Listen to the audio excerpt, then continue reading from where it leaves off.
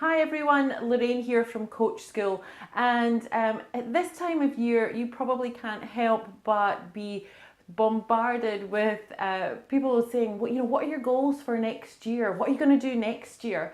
And it can be a little bit overwhelming.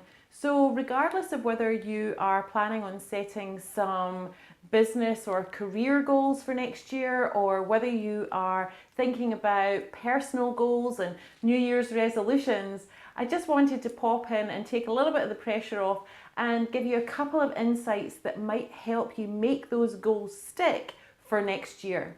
So first up, one of the things that comes across my coaching practice regularly are people who are trying to achieve a goal, but for some reason they just keep getting in their own way. It's really common and it can be quite difficult to figure out for yourself. So that's common bread and butter stuff for life coaches.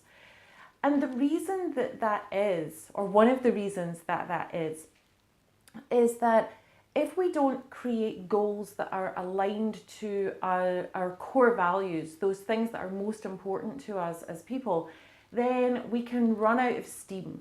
If we're doing something because we feel we should be doing it rather than because we have a real burning desire to do it and lots of reasons why we want to do it, then we can run out of steam and then it can seem like we're trying to climb a mountain. So I have very few non-negotiables in my coaching, but one of the absolute non-negotiables that I have is that with every client, I do a values exercise with them so that I can find out really what is their core values and what's most important to them. And we do that before we even talk about setting goals.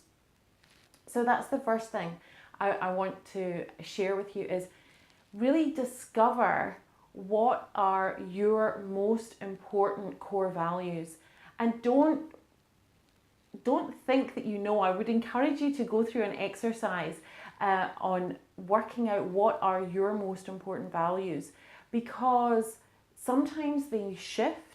Sometimes we carry values with us through our life that have been given to us by our parents or other influencers that just don't fit anymore. So do explore your core values. And if you're having trouble with that, then I do offer a one-off clarity session that takes you through my values process.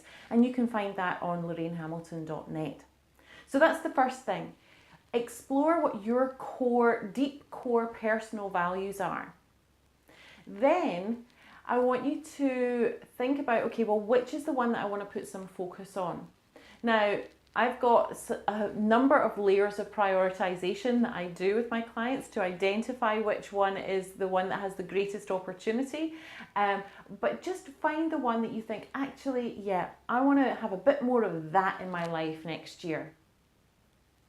Then I want you to do a bit of a brain dump. This is a great exercise. I use it in project management, I use it with clients, I use it in goal setting.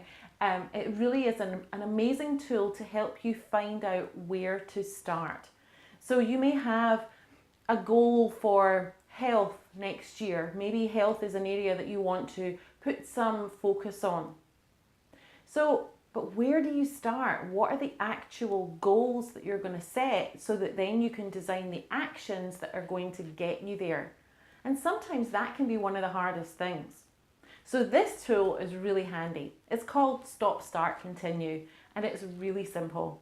So what do you need to stop doing in order to improve your health next year? What do you need to start doing to improve your health next year? And what do you need to continue doing to improve your health next year? It's that simple. And from that exercise, a couple of things will come out. In the stop and start columns, you're going to have some real good fodder for goals to set, because all of those things that you come up with are potentially a goal that is connected to your health value. And in the continue column, well, that's stuff that you can congratulate yourself on for doing already. Because so often we don't actually take time to take stock of celebrating our successes and what we're already doing. So if you take those little steps and apply them to your business, career, or your personal goals for next year, then they're much more likely to stick and you're much more likely to see them through past February. So have an exercise or do an exercise on exploring what your core values are. And if you're struggling with that, then check out lorrainehamilton.net, where you'll find my one-off clarity session where I can help you with that.